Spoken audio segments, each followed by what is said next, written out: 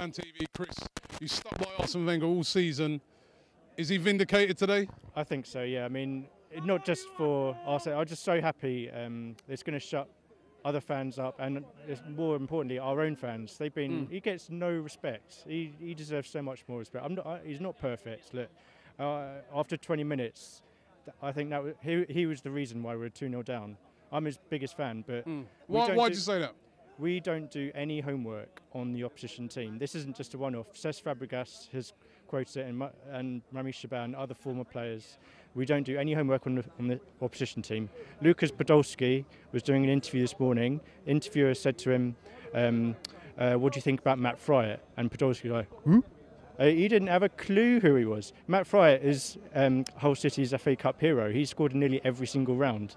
We played Hull a couple of weeks ago. I bet most of our team couldn't name more than 1 or 2 Hull players. And we don't do any planning on opposition, and that is why we're 2-0 down. That first goal, Hull, I've watched quite a lot of Hull this season. I know I need to get out more, but Hull take the corners out to Huddlestone to volley at the edge of the box. They did that for the first. No one picked him up. He had the whole Freedom of North London to hit that. Same for second goal. Curtis Davis all season has been a massive threat from set pieces for Hull.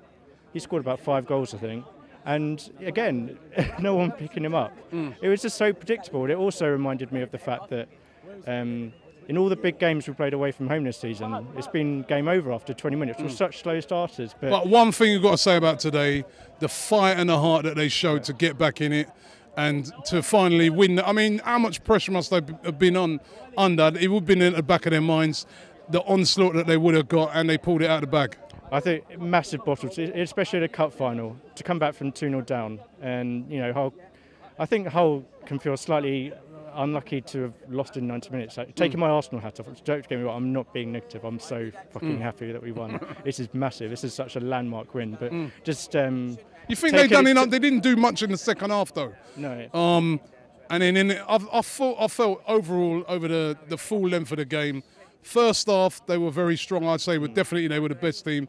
Second half, we were the best team. And then extra time, I mean, there was only one team in it. Robbie, I agree with that. But I think the turning point of the game was actually when they were 2-0 up, they had a header cleared off the line, Gibbs. He would later become the villain by missing that easy opportunity. But Gibbs headed that off the line. And then after that, I sort of had a feeling that was a big moment for them. 3-0 was game over.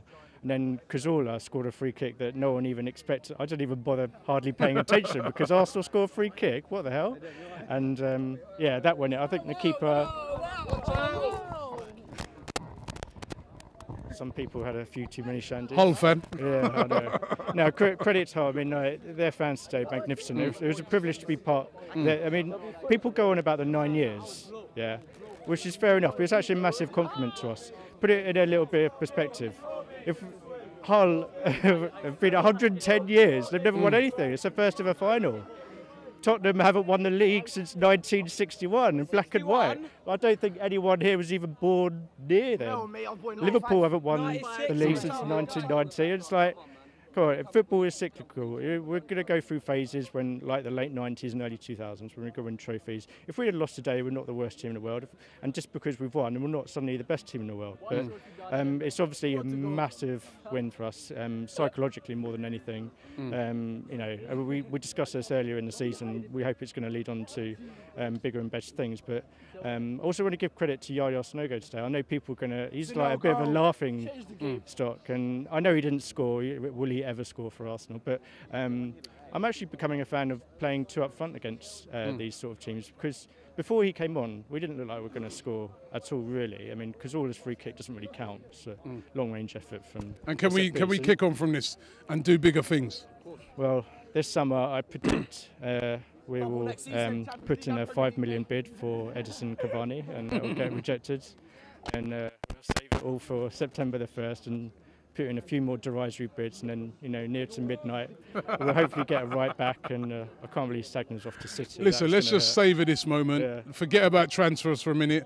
Let's just savour the fact that we've won the cup. Robbie, I'm so happy with Roger. I had a special feeling all season just because this is Been my first season on Arsenal Fan TV, and my life has changed for me so much. It's like people coming up to me asking for photos. It's like it's made me feel so humbled. It's been so good to be on here, man. And I need to give credit to you as well. I think you're actually Arsenal's player of the season. You've been asking people who's the player of the season. I think. I'm just glad that this season's ended on a happy note. You're a really good host, and you ask all the right questions, and you're a genuine guy, and I think you're the perfect presenter of this show. So yeah, brilliant. It's been a pleasure being on here. I'll start crying now. All right.